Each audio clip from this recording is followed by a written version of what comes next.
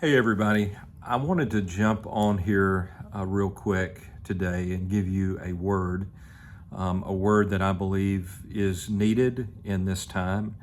Uh, we have experienced an unbelievably dark week and heavy week in the wake of the assassination of Charlie Kirk. And so I want to kind of talk about the problem of evil for a few minutes in the world.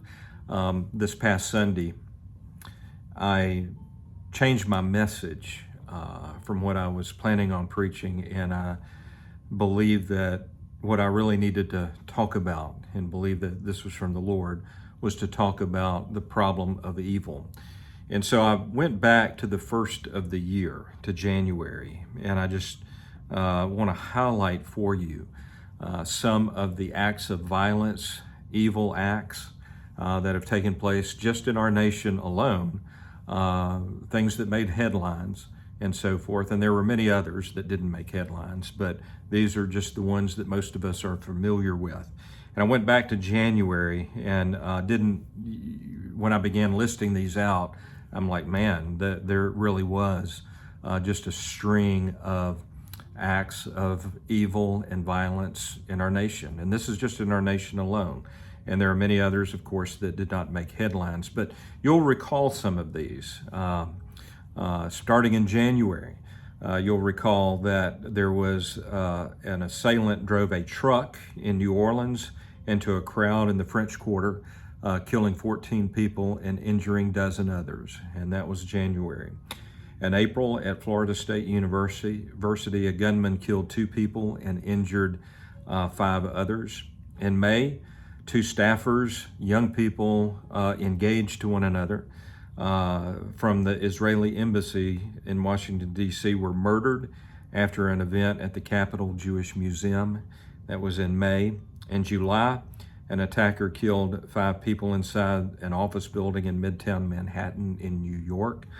In August, a shooter killed 2 children and injured 21 others who were mostly children during the morning mass of the Annunciation Catholic Church School in Minneapolis, Minnesota. And then in September, the month we are currently in, 23-year-old, and I'll try to say her name correctly, Irina Zarutska, moved to the U.S. fleeing the war in Ukraine, was stabbed to death in an unprovoked attack while riding the train home from work in Charlotte, North Carolina. And then on Wednesday of this past week, of course, there was a school shooting at Evergreen High School in Colorado, where a 16-year-old student shot 2 other students before taking his own life. And then, of course, the thing that has dominated the news ever since has been the assassination and public murder of Charlie Kirk at Utah Valley State University. And all of this took place just in time to commemorate the 24th anniversary of 9/11, one of the largest acts of violence that our nation has experienced since Pearl Harbor. So there's no doubt that we live in an evil world. And I believe that we need to talk about that and try to kind of come to at least a little bit of an understanding about the problem of evil in our world. And I think the biggest question that people have asked is the question of why.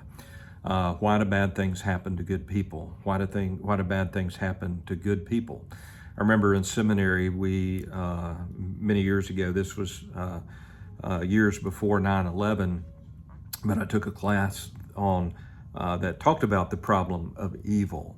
And of course, we talked about many of the horrific things that have taken place in the world, like the Holocaust, the killing fields of Cambodia, the genocide in Rwanda and the Sudan, and many other things. We have to ask the question of why. That's what people ask. But before we get to that question, we need to try to come to an understanding of just what the problem of evil is. Why do we have this problem? Where did it come from? And so I want to, in order to understand that, I really want to go back to Adam and Eve in the Garden of Eden. And so in the Garden of Eden, God planted a garden, and he planted two trees. One was the tree of the knowledge of good and evil, and one was the tree of life. And God gave Adam and Eve a commandment, one commandment, the only thing that they were not supposed to do, the one, thou shalt not, is not to eat from the tree of the knowledge of good and evil. And so God literally said that the day you eat of it, you will surely die. Now you can enjoy everything else in the garden. Even you can eat from the tree of life, but just don't eat from the tree of the knowledge of good and evil. Now, you, I'm sure, know the rest of the story. Adam and Eve exercised their free choice, their free will, and they chose to do what God commanded them not to do. And in so doing, they rejected God's way, and by rejecting God's way, their choice opened the world up to death and to evil. It opened the door. The theological term for that is the fall. We call it the fall. We call it original sin. And the Bible places responsibility for this sin, which opened the floodgates of evil on the human race. It started with Adam and Eve, but continues in our own moral choices that we make every single day.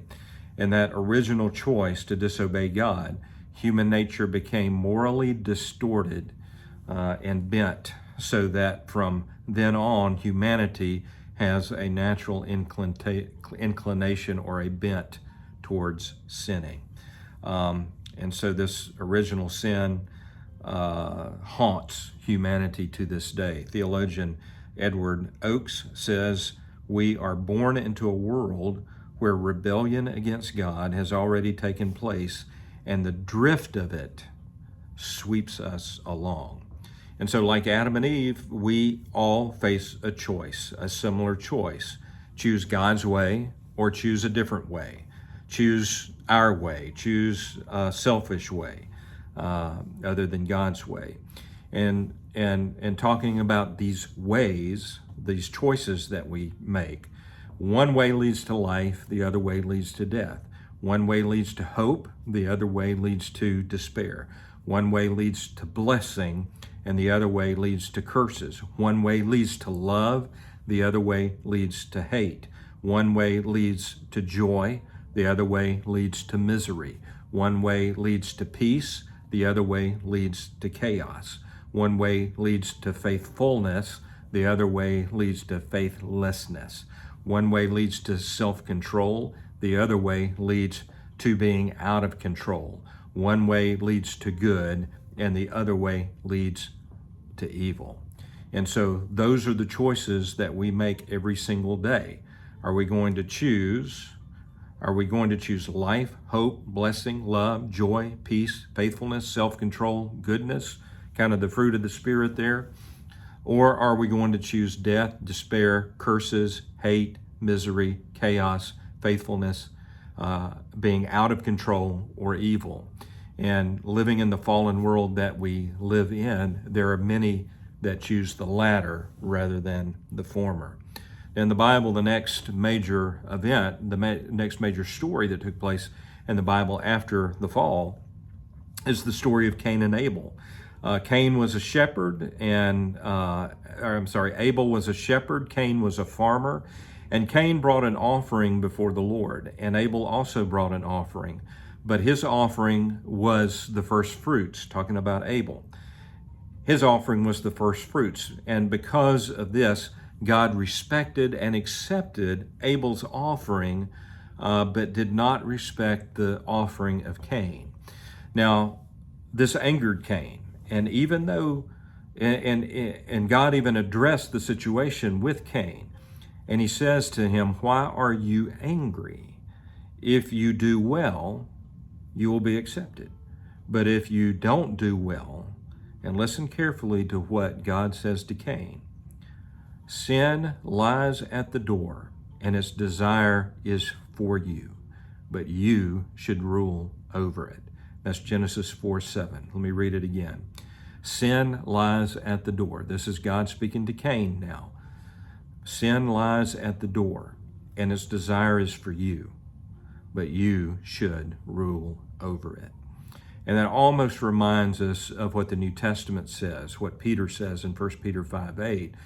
Be of sober spirit, be on the alert, for your adversary, the devil, prowls about like a roaring lion, seeking someone to devour. So Cain was jealous of his brother. His brother did better than he did. He was prospering more. He had received more accolades. And Cain felt rejected. He felt unworthy. So instead of taking responsibility and doing better, he gets rid of the object of his jealousy, and he takes his brother's life.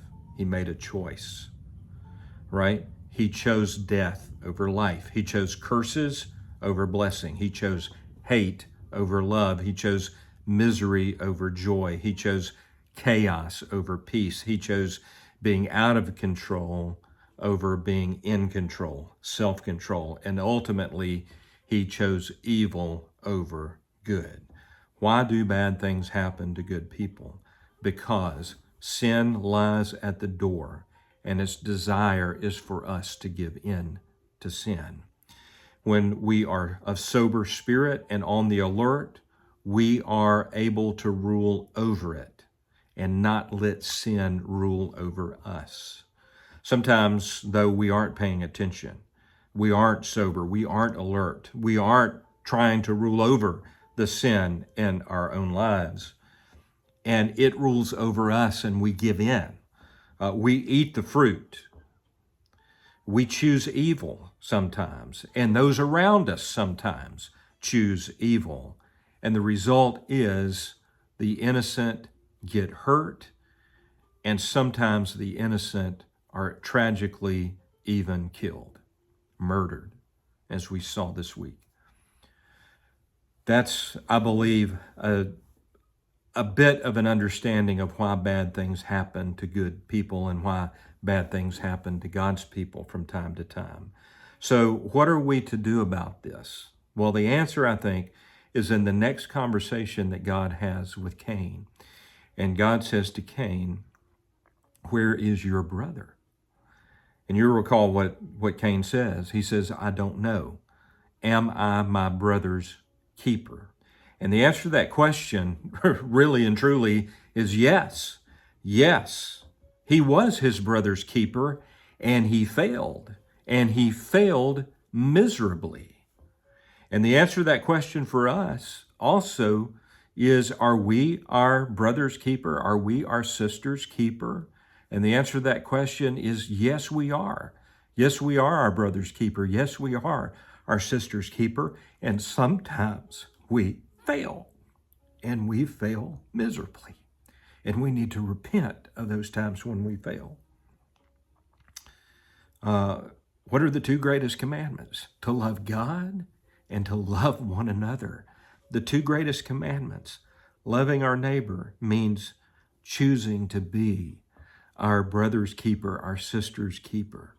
From Cain, we learn that if someone prospers more than we do, we don't kill them, but we rejoice with them.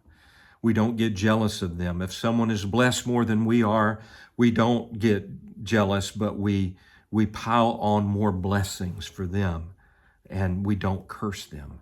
If someone gets a raise at work and it seems as if we get passed over for the raise, we rejoice in their prosperity, and we don't get jealous of them. We choose life. We don't choose death. We choose blessing. We don't choose curse. We choose love. We don't choose hate. We choose good. We don't choose evil. That's what it means to be our brother's keeper, our sister's keeper. So what are we to do in response to all of the evil in the world? That's just I'm looking at my time, but that's just a 14-minute explanation of a greater problem, the problem of the evil. And it could go deeper, and you can go deeper into that explanation. But the question is, after we come to grips and terms with that we do have a problem of evil in this world, what is our response? What are we to do? We can try to legislate morality, I guess, but no amount of legislation are going to stop evil people from doing evil things. Murder is against the law. I mean, it's in the law. It's encoded in the law, but it doesn't stop people from carrying out murder. It doesn't stop political violence or assassinations. It doesn't stop a madman going into a school and shooting the place up and killing innocent children. That's against the law. But no law is going to be able to stop that. So what is our response? Well, are we to hide in fear? No, the Bible tells us that God has not given us a spirit of fear, but of power and love and a sound mind. So we can't just retreat into our homes or into our churches. We have to live out into the world, and we have to live without fear. Living in fear keeps us in bondage. And Jesus came to set the captives free, and so we are not to live in bondage. If we were to live that way, it would keep us from living out the great commandment, to love God with all our heart, soul, mind, and strength, and love our neighbor as ourselves. And it would keep us from carrying out the Great Commission to go into all the world and make disciples and to preach the gospel of Jesus Christ. And so we don't need to worry about what someone else's response may be, but we need to carry out and live out the Great Commandment and the Great Commission regardless of what someone else's response. I think we saw Charlie Kirk do that. The more that I looked into Charlie Kirk's message, it wasn't necessarily a political message, even though he had his political ideology and his political beliefs. But the thing that I really became aware of more so is he was more of an evangelist for Jesus than he was for a particular worldview. And I encourage you, if you don't believe me, I encourage you to truly look into that, because he taught more about Jesus than he did about politics. And that's just the truth that's out there. It's on video. And so we must live without fear. We must live as a follower of Jesus in the world without fear. God has not given us a spirit of fear, but a power, love, and sound mind. We can't retreat from the world, but we must live in the world. And what is our response? What do we do? What's the so what, right? We know that we live in an evil world. We know that we live in a fallen world. We know that unredeemed people, we cannot expect redeemed behavior from unredeemed people, and sometimes the innocent gets hurt by their choices. We know this. What do we do? Well, I believe that what we do as followers of Jesus is we create environments where cultural change is possible. I preach on revival. I preach on awakening. I believe an awakening is taking place in our world right now, more in the wake of Charlie Kirk's assassination. I believe that. I've seen that. And even in the midst of the darkest moments, I was very encouraged to see on college campuses vigils and prayer services and praise services all throughout this nation and also throughout the world. In London, over 1 million people gathered. Also saw gatherings in Australia, in South Korea, and a few other, Australia, I don't know if I mentioned that, and other places throughout the world. I saw that, and so that's very encouraging. I've also seen videos of people who have not who's never been to church, going to church. People who haven't been to church in years, returning to church. People who've never read the Bible, buying a Bible and opening it up for the first time.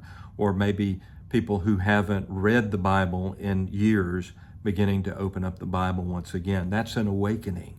And so God can take something that the enemy meant for bad and use it for good. This is Romans 8:28 being lived out, that God calls us all things to work together for the good of those who love him and to those who are called according to his purpose.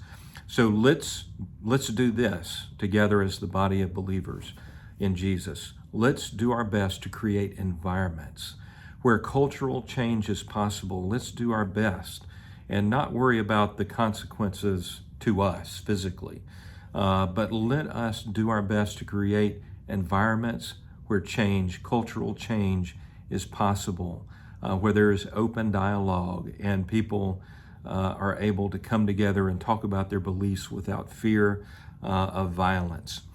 Now, I do believe this, though. I believe that 2 Chronicles 7:14, it wasn't just a remedy for the people in the right after the temple was built, when Solomon built that temple, the first temple in Jerusalem.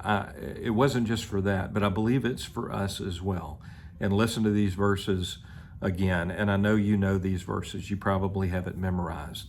And God says, if my people, right? If my people. If you're a follower of Jesus, that's you.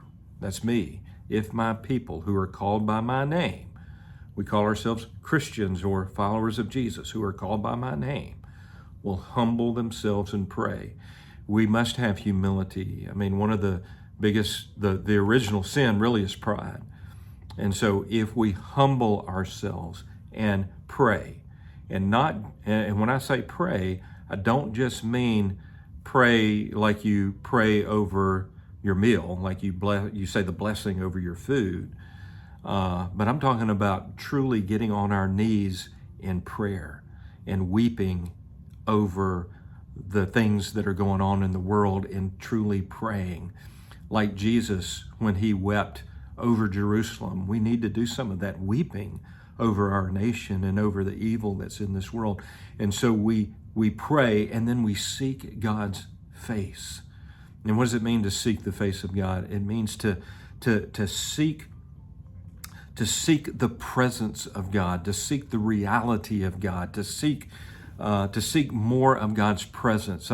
I talk all the time about where there is the presence of God, the omnipresence, the omnipresence of God. Then there's the manifest presence of God. The omnipresence is where we're in God's presence all the time. The manifest presence of God is we can really feel and touch and know that we are in God's presence. That's the omnipresent or the manifest presence, and we need to seek that. But I think too often people seek the manifest presence of God for an hour on Sunday morning or an hour on Wednesday night or maybe 30 minutes in their prayer time. But we need to do more than just seek God's presence for an hour on Sunday morning or Wednesday night. But we need to really pray for a habitation, not just a manifestation, but a habitation of God's presence in this world. And that is when I believe true awakening will take place. Not just revival, but an awakening. And God's promise is if we do that,